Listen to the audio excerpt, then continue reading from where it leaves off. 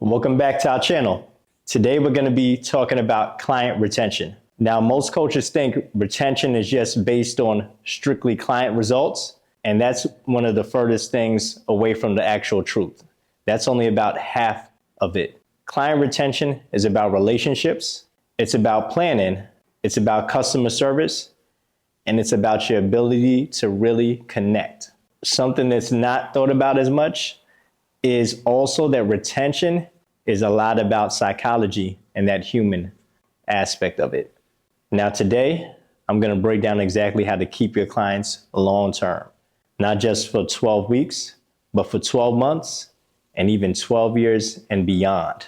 Now I've managed over 1,000 personal trainers, 1,000 coaches, and one of the largest pitfalls is not having a strong retention model. My longest retained client has been working with me over 16 years. But now I want to make it clear, a consistent roster doesn't just make your income more predictable, it also builds your reputation and your freedom as a business owner, and that is extremely important. Let's talk about the mindset around retention now for you as a coach. It's important that you make that shift from transactional to transformational. You are going to be an inspiration to anybody that you're collaborating with, and you want to make sure that you're focused on the journey rather than the business process of things. Life in itself is a journey, and something as interpersonal as personal training, health coaching, life coaching needs to be treated with care and needs to be treated with the highest amount of integrity. As a coach, your clients aren't just paying for workouts or even nutritional programs. They're paying for how you make them feel and how engaged you are in their day-to-day life and how much you care. They're also paying for your focus, your positive energy, and your enthusiasm. The goal is to become irreplaceable as someone that's an important and integral part of their life and their journey overall, not just their fitness journey. Another key of retention is communication. Communication is one of the most important parts of client retention. From something as little as promptly responding to a client's text regarding some question they may have outside of session or scheduling, communication is key, and you should never be too busy to have prompt, timely communication with your clients. Many clients will leave because of poor communication and not feeling seen.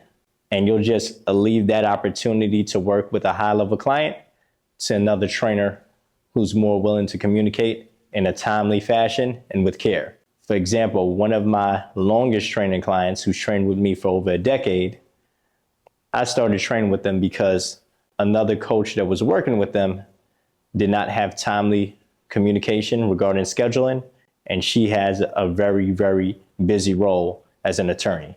That client went from training with that trainer who had poor communication 1 time a week to now training 4 times a week with me a decade later. Clients are also paying a premium for accountability. Even when you're not in person with your clients, you want to make sure that you're touching base with them, ensuring that they're completing their homework outside of session, making sure that you're asking them about their nutrition or any other things that may be on their mind or you see important to their overall health journey. Now, along the same lines of communication, make sure in session that you're also having conversations with clients who are open to conversation. They may want to talk about a life goal as well as a health goal.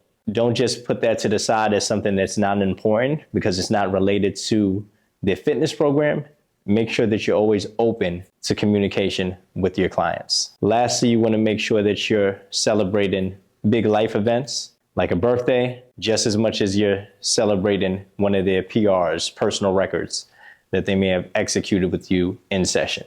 Now, I mentioned how psychology plays a part in retention previously. With that, you want to make sure that you're always working on your emotional intelligence. Ideally, as a professional, as a human being, you have a decent amount of emotional intelligence coming in the door.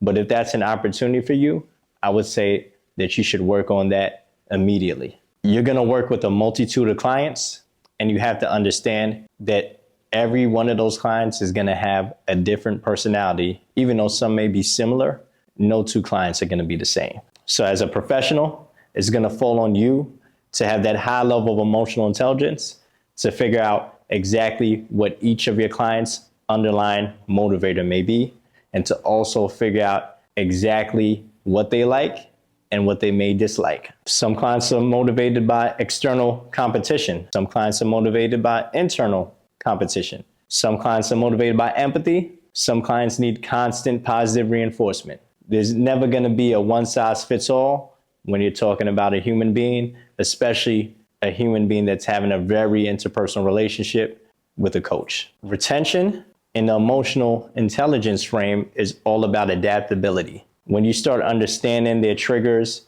their likes and dislikes, you become more than a trainer, more than a coach. You become a guide to their success and a catalyst to their success. Now, as you go along and you get more clients and you have more people in your ecosystem as a coach, you want to make sure that your systems and your structure are airtight in terms of onboarding clients. For example, I start with a complimentary session for new clients where I get a good idea of exactly where their goals are and how we can help. From there, I create and design a program, but then I also make sure that I load them into a personal training app that allows them to input their goals digitally, input their habits, and where they could also view and complete their homework outside the session. Now that may seem like a smaller detail, but that's something that's going to make a client feel like they're getting the most out of their investment and that they're getting additional guidance outside the session. Something like that is the difference between someone feeling like the service is not where it should be and someone feeling like they're getting a lot of value for their investment in themselves with you as their guide. Now, the last thing that I want to touch on in regard to retention is community events. Now, there are a lot of ways to create a client community. You can do one online or you can do something in person.